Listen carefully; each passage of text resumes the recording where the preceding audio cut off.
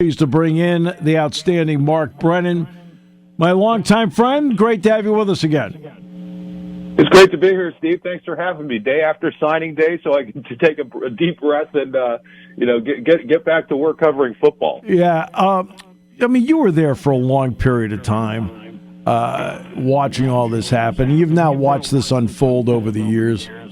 What's your take on how it's done and the importance that is placed on it by the staff to the recruits as to how it's done? Yeah, I mean, to me, Steve, the prevailing story yesterday, people want to talk about rankings. They want to talk about, stars. They want to talk about everything else. But you make a good point. The stability at Penn State, the way that they've handled things since James Franklin has been here on the recruiting front, it's been unbelievable, the lack of drama on signing day. Yeah. And that's not necessarily good for our business, at Lines 247. The sites that tend to get the most traffic are the ones who are waiting for the last second commitment or a decommitment or something else. And then, Steve, to top it off this year, you lose both coordinators and you have to replace them after the season. And you don't have a single decommitment.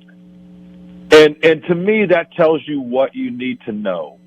So, yeah, we could talk about the rankings. We could talk about how Penn State has that cool war room set up. But all of that is I don't want to say it's beside the point because it's not. The things they do on signing day are an important part of their whole process. But it's the work they do the years leading up to signing day now. I mean, Cooper Cousins is a guy who committed in 2020, I think. Yeah. So it's years and years and years of work. And people think, oh, it's signing day. Look, all this is happening. That's not when it's happening.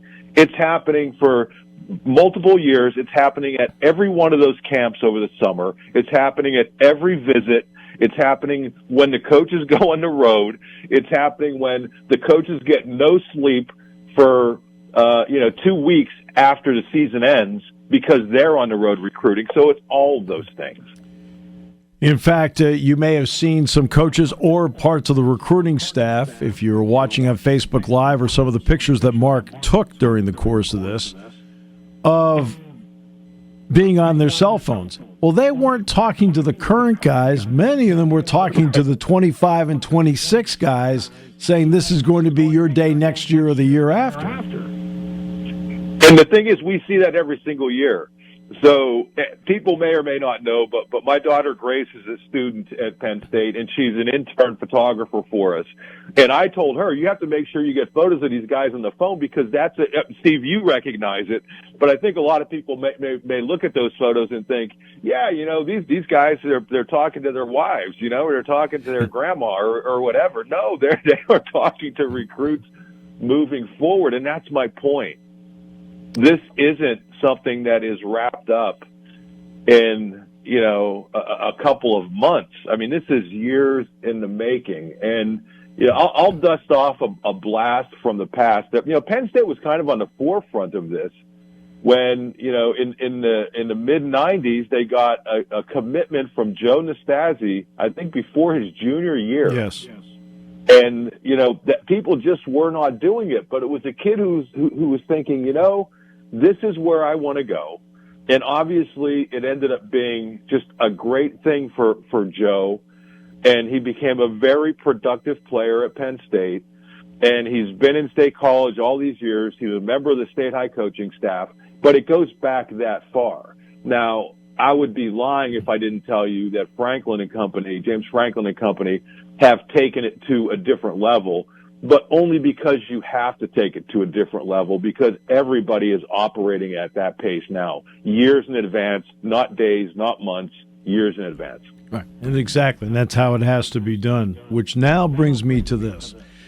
You are an avid college basketball fan and an avid college basketball watcher. College basketball has had an early signing period now for 2.5 decades. Which is usually the second Wednesday of November. And it goes off flawlessly every year, and there's never any problem. which means then the coaches can concentrate on other recruiting or, more particularly, on their team in the season. Does college football need to rethink what they're doing with the signing day and maybe have it, let's pick a date, the first week of August? Yeah, and here, I wouldn't say I don't know if it would be the first week of August. I think what they have to do is make life more tenable for these coaches. And I know people are going to say, these guys are making millions of dollars, but, it used to be that you finish the season and these coaches who are human beings who come up for air for a week. And now with the early signing day when it is, so for people who don't know, the signing day used to be in February, and then the coaches wanted an early signing day, so they moved the early signing day to December 20th, or right in the area that we're in right now. Third Wednesday of December is what it is. Yep. Yeah, I knew you could put it better than I could put it. But the problem is that, okay, so that happens, and then you make it so much easier for kids to transfer. And then you limit the transfer portal window until that early December to early January. And now you're cramming the early recruiting period. You're cramming the transfer portal, where these coaches, they have to go out and recruit other transfers, but they also have to recruit their own players. Right. They have to make sure their players are comfortable. And, we know it's a fact of life now in college football. There's going to be coaching turnover almost every year. As we saw with Penn State, it's not always going to be this drastic, but hey, listen, I think Penn State is the perfect example where if you're very good as a coordinator, you're not going to be around very long.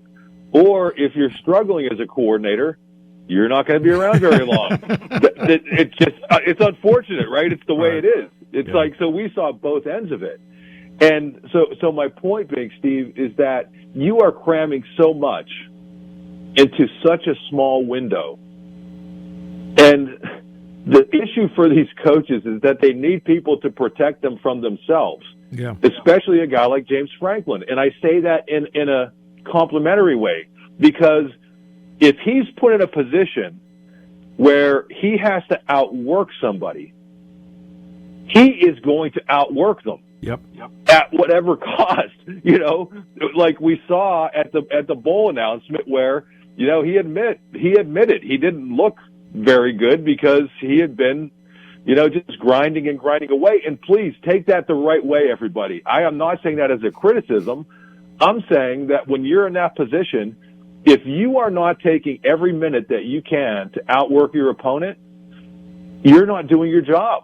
And he's going to do that. And the staff well enough, Steve, right? These guys are all wired the exact same way. And it's almost as if they need somebody to protect them from themselves. You could be critical. I remember when James Franklin was hired, he said something, and this resonates with me to this day.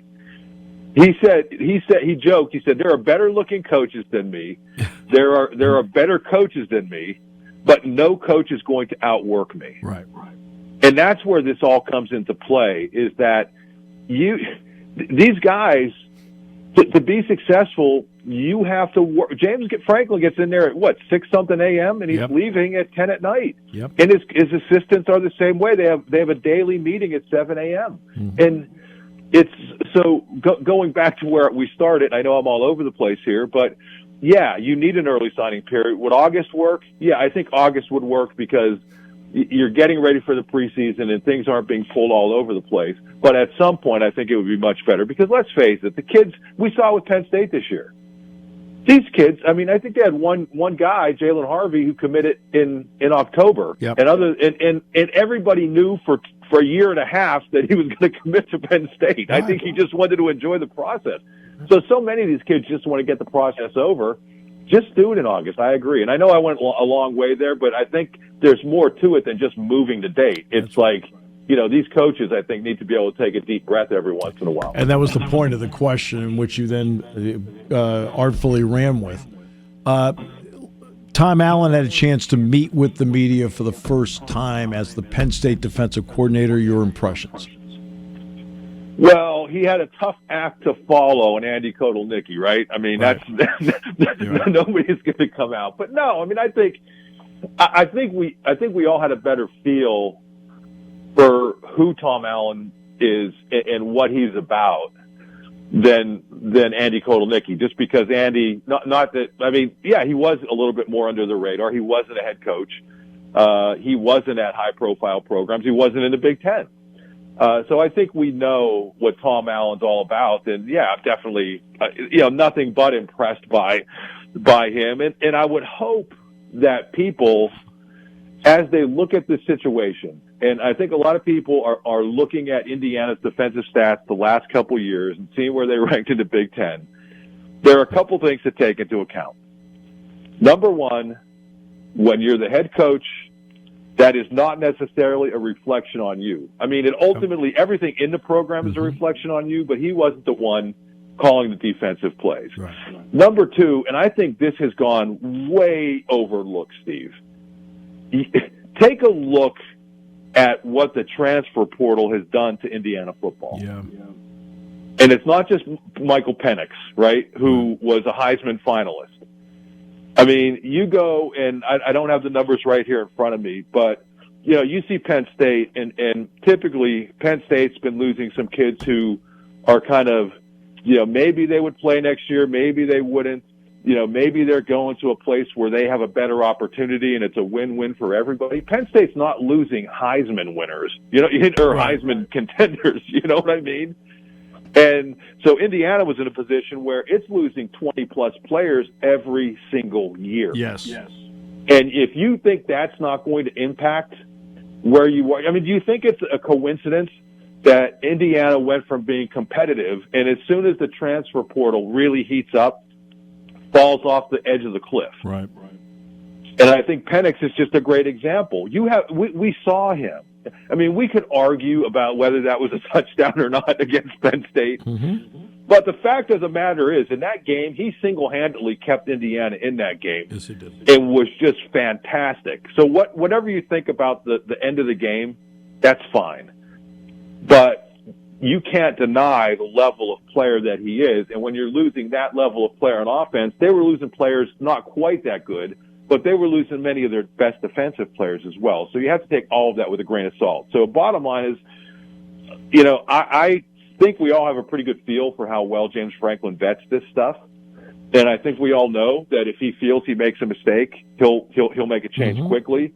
But I think Tom Allen's track record before these last couple of years is too good to just discount him based on a couple of seasons. Especially when he worked exclusively on that side of the ball before he became the head coach. Indiana had phenomenal defensive stats, and they were tough. Micah McFadden of the Giants will tell you how good this guy is. Next up, Pat Kraft has had a couple of opportunities. What have you learned, if anything, new about that? I just think James Franklin talks a lot about alignment. Yes. And you can just see where they're at. You can see where, and I don't want it to come across the wrong way, but I think realistically speaking, if you want to have a successful athletic department at a place like Penn State, you have to dedicate the proper resources to football. It's just the case. That does not mean you don't dedicate the proper resources to all of the other sports. But we know what makes the money, right? We know what's going to generate the revenue. So I think when you have an AD who's willing to pay an Andy Kotelnicki, what it'll cost, Tom Allen's probably a different story because I think he's probably okay financially anyway. I have no idea what he's going to be making, but I know that he walked away from the Indiana situation in a good spot. But you look at what they're doing with facilities. Mm-hmm. You look at the way they're trying to generate more revenue from the football stadium, which I don't think Penn State has done a good enough job over the years. You have to have that alignment with your football program and with your leadership if you want everybody to be as successful as possible. I mean, let's face it, it would be great if Penn State had a perennial top 10 basketball team, but it just hasn't. Now, Penn State basketball makes its share of money, but not at the level that football does. So you have this thing that generates all this money, and you have to dedicate the proper resources to it to be able to compete with everybody else. Now, I think the other side of that, Steve, is James Franklin has been saying this for years. Mm-hmm. If you've listened closely, I know you have, but I mean, fans out there and observers, if you've listened closely, James has been talking for years about this alignment with, the football coaching staff being on the same page with the athletic department, being on the same page with university leadership. And now he's getting it. So what does that mean? Now the ball is in his court. Mm-hmm. He's getting what he needs, what he said he's needed to compete at the highest level. Now you have to be able to beat the Ohio States and Michigan, even though you're not playing Michigan for a while. But you get my point. I mean, you have the tools that you've been asking for. Now the ball is in James's court. He doesn't have every single tool, but he's getting the stuff that he needs. Now it's going to be a little bit different with the playoff coming in next year, and you're not going to have to be in the top four to be able to compete for a national title. But we'll see it. I mean, the Big Ten, even if they're not playing Michigan and Ohio State every single year, they're going to be playing good enough teams every single year with the addition of the Pac-12 teams that we're going to know if James is up to the challenge. And I'm anxious to see that because he's been asking for all these things for years. Now he's getting them. Now he has the alignment that he wants. Let's see how he reacts to it. Exactly. Very quickly, quick synopsis, the matchup with Ole Miss at the Peach Bowl. Yeah, I mean, I think everybody's kind of billing it as this, great offense against this great defense. And I'm not sure that I necessarily quite, see it that way. I mean, I look at Ole Miss and what they did offensively against the two best teams on its schedule, Alabama and Georgia, scoring a total of 27 points. And a team that's took a hit losing its best offensive lineman. So I don't know. My sense is that this is going to be a low-scoring game, Steve. I know that's kind of antithetical to what we've seen from Penn State in bowl games, where recently, where a lot of them become shootouts. But I just think the strength of this Penn State team is defense. I think even with the coordinator change, I like their defensive coaching staff, and I think they're going to be able to do what they need to do. And then offensively, I think they're going to be in a position where, Ty Howell and Jaywan Sider are going to be comfortable enough running the ball that this isn't going to be a high-scoring game. So I'm picking. I'll give you my pick because I've already done it for our TV show. It's Penn State 24, Ole Miss 17. Again, I like Ole Miss. I like Jackson Dart, the quarterback. Yeah. The running back's really good. They have good weapons at receiver, but I keep going back to that offensive line. And even without Chop, I really like what I saw from the Penn State defensive line, and I love what Penn State's linebackers are able to do rushing the passer. So I think it's going to be. I don't think it's going to be a great day for that Ole Miss offense. We'll see if I'm wrong. Yeah, the one tackle is definitely out. The other tackle is still iffy. Hey, Mark, thanks so much. Appreciate it. Grace did another great job, and appreciate everything. Happy holidays to Stacy, Grace, you. Appreciate you very much. Yeah, to your family as well, Steve. Thank you.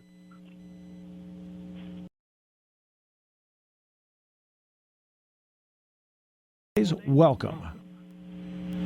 Steve Jones. Hello. Great to catch up with you. It's a long time no see. I mean, over 24 hours, so it feels like a lifetime to me. I don't know about you. Yeah, that's right. Exactly. So recruiting is, everybody understands. Nate covers games. He covers the sport. He covers the team. Recruiting is not in his wheelhouse. They have others for that. Sean Fitz does a great job. Ryan Snyder does a great job. But you were at the event, and just from seeing, quote, the event of it, what struck you about it? Yeah. It's funny. It is always about James Franklin, and it's funny. It coordinates so well with his message in general about it being more than the player, right? It is such a collaborative sport, and so in every aspect of the program, and look, I think that this is mimicked and duplicated pretty much across the country when it comes to college football. You are talking about an army of people that deliver every single day for the sport to run, right? So on the granular level, like starting at the very foundation with the kids, right? The recruits that come into the program, the first thing he talks about is with every single interaction that he has during these Zoom calls is about the parents, right? It's about the siblings. It's about the trainers. It's about all of the people that help get that player into a position where they have an opportunity to come to Penn State. And really, as you examine the room, if you're standing there, so there's obviously a little bit of media there, there's some donors, and there is again that army of staffers, right? the pats on the back that you see from coach to coach, from assistant to assistant. It's about getting over the line, right? Like getting past the finish line. There is so much work in maintaining and developing relationships that go into getting that commitment, that go into the culmination of that day yesterday. It's about so much more than just the individual player, just the one-off of a huge commitment. The couple also raneth over when it came to the ability to talk with everybody. And that includes the new defensive coordinator, Tom Allen. Your impressions of him? Yeah, that's funny. Energetic, right? He is a mile a minute guy in terms of words that come out of his mouth. This is inside baseball joking, but we use a program called Otter, right, to transcribe, to help a journalist transcribe when people talk. Yeah. So I think that he will give Stacey Collins a run for his money in terms of actual words spoken per minute. That will be even difficult for a digital transcriber to keep up with. But obviously, a kind-hearted, dedicated guy who cares about players, loves the sport of football, loves defense, and again, something that struck me yesterday is listening to people who have been in the chair of a head coach. Yep. And just it is a different profession from being a coordinator, from being an assistant coach, right? And so having had that appreciation, Manny Diaz was in the same spot, right? Having had an appreciation for what it means to operate a program at the level that James Franklin does, sometimes I think it's nice. Sometimes I think that these guys come out of those situations and can say to themselves, man, it'll be great to coach the linebackers again, right? And so it points out it's 2 points of contrast. One, an appreciation from their side into how James Franklin operates the program. I think that Pat Kraft detailing some of the hiring process and watching James work to make hires is a fascinating insight into how he operates. But then also for the coaches themselves, right? Having this opportunity to step back from all of the tentacles that go into being a head football coach, right, at a program of Penn State stature. It's an interesting contrast that they put out there yesterday. Well, and top of that, he talked about sitting in linebacker meetings and being pulled out because as a head coach, he had 1,000 things to take care of. And now he's going to get to concentrate on one side of the ball, and it's the side of the ball he loves. It's always funny to me. I'm interacting with fans, obviously, and this whole conversation, this is a little bit of a tangent here, Steve, but this whole conversation this season talking about Franklin's influence over Penn State's offense. Right. And forget what James Franklin says about it, right? Don't worry about that. They have clearly defined and outlined what the dynamic is over the years, but don't listen to him. Listen to Tom Allen. Right? Yeah. Listen to Tom Allen talk about your inability. Like, you do not have the opportunity to do that when you're sitting in the head coach's chair. It's just not how it works, right? You have coordinators that, on the very basic level, own, operate, run their side of the ball. And so for Tom Allen, he gets the opportunity to go back to that, to get back to something that he proved himself to be very good at. I think that he proved himself to be very good as a head coach, right? There were things about what Indiana did during his tenure there that were impressive. No doubt. But certainly how he made his bones, right? How he got to that opportunity in the first place at Indiana was by being a linebackers coach, by being a defensive coordinator. And so it'll be interesting to see him settle back into that role without the distractions of academics and donor relations and NIL, like all of that stuff that comes into play for head coaches. He's not going to have to deal with now. Exactly. Pat Kraft also had his press conference. What was the primary take from that, in your opinion? Oh, man. Where to start? Yeah, I think yeah.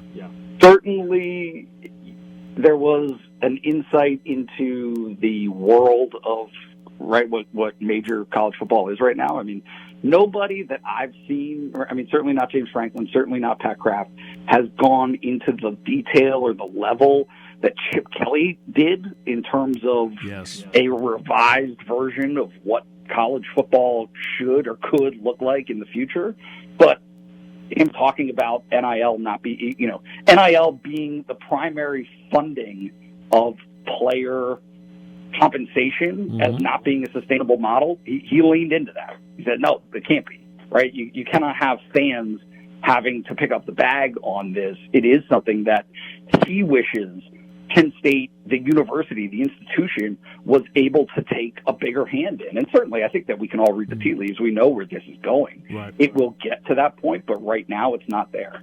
And then on top of that, I think that certainly his rundown of all of the projects that they have going on right now, I think is very insightful, right? It is. There was a Board of Trustees meeting last spring where a bunch of stuff, right, 6-7 projects got approved.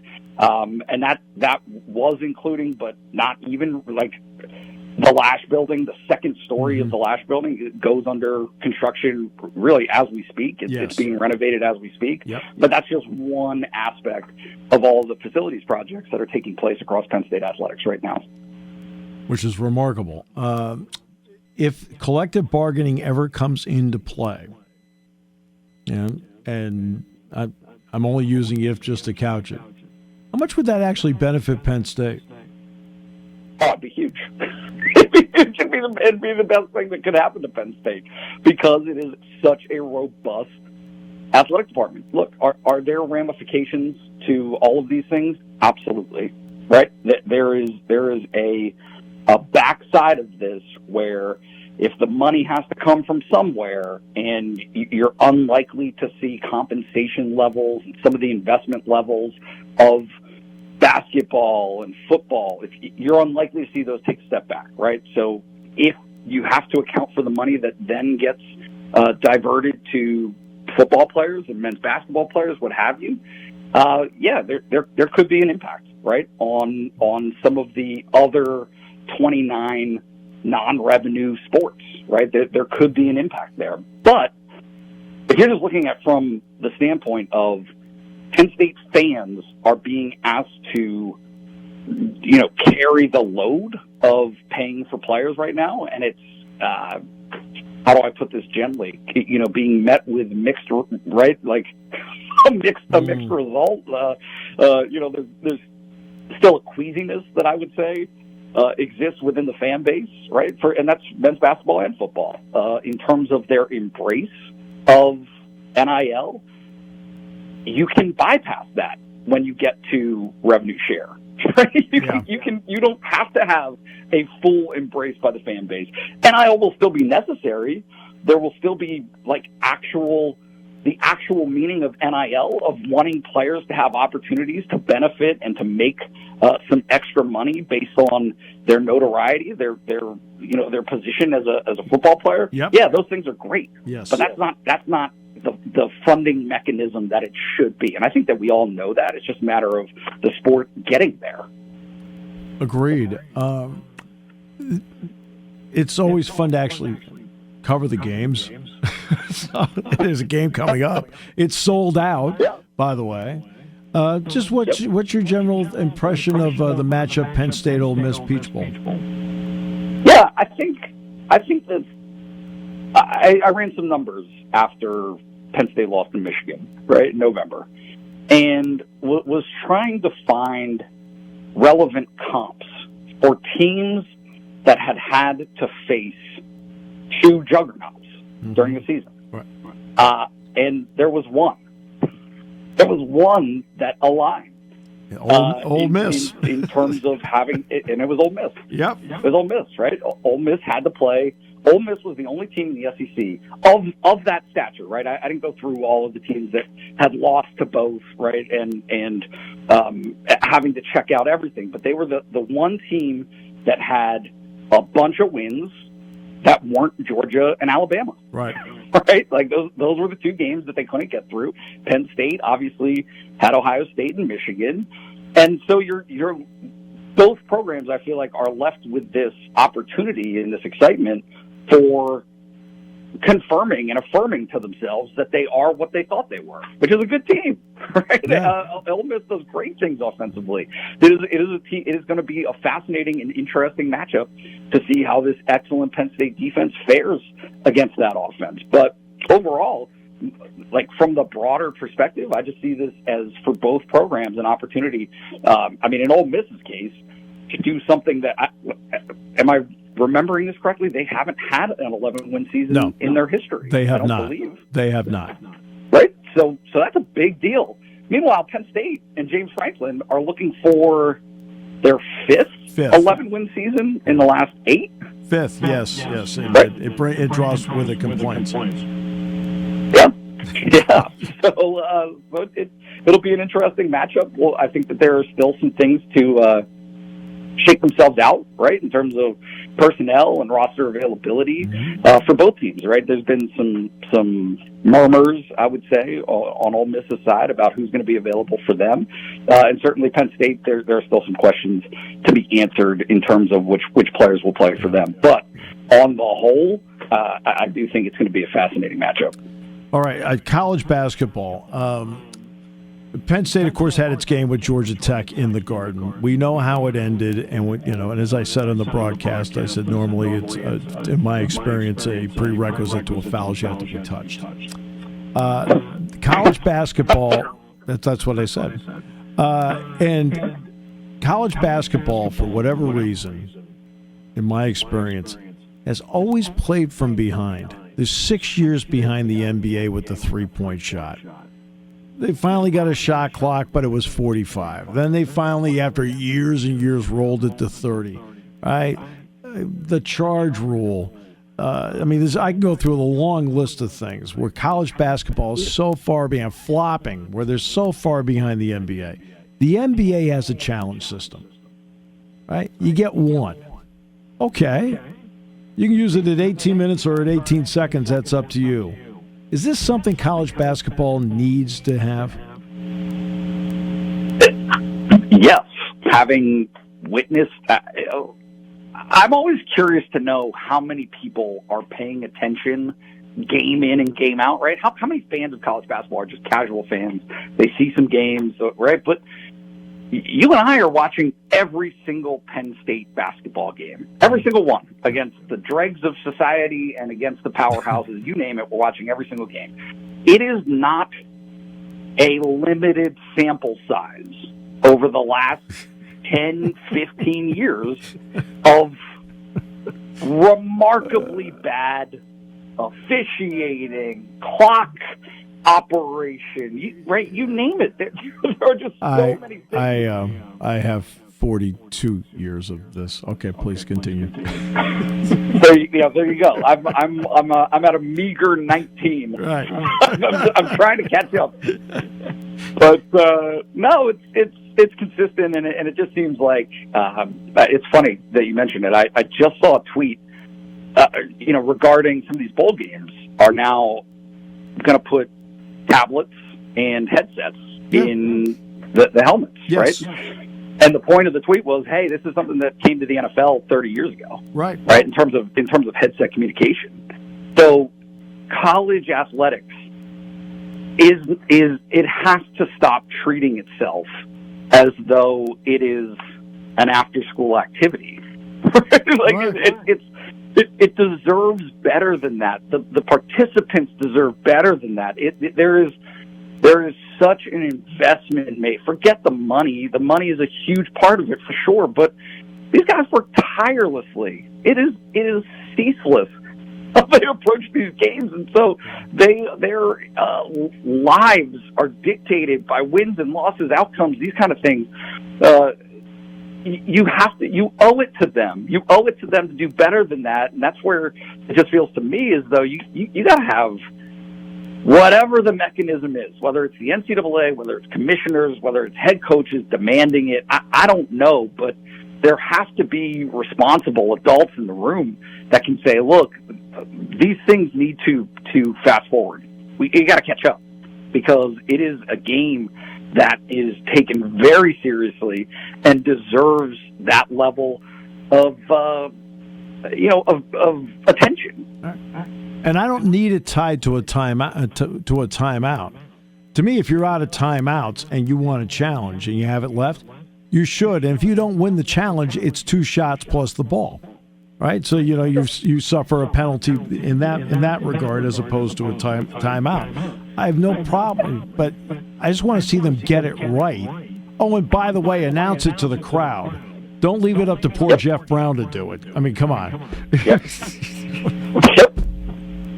No, I understand how this will come across, so I'm going to use my words lightly here, but I feel bad for Tommy Morrissey, right? Like, I feel bad for officials that are in that situation that think that they're making the right call. Like, provide an outlet for them. Give yourself a backstop where you can say, okay, there's a net underneath us, so that if a mistake is made, we can correct it. We can look at, there are mechanisms there to be able to get these things right, because I don't understand any sentiment from anywhere, right? Coaches, ADs, referees, what have you, players certainly, who would think, yeah, you know what, this destroys the integrity of the game by not having it available to them. Happy holidays to you. I hope the holidays bring with it a brand new driver. Oh man, I have a confession to make, Steve. Yeah. I've got to do some Christmas shopping. I'm a little behind. Well, then I won't delay you any further. My friend. Thanks for having me. Thanks so much. You're the best. Appreciate you. All right, thanks.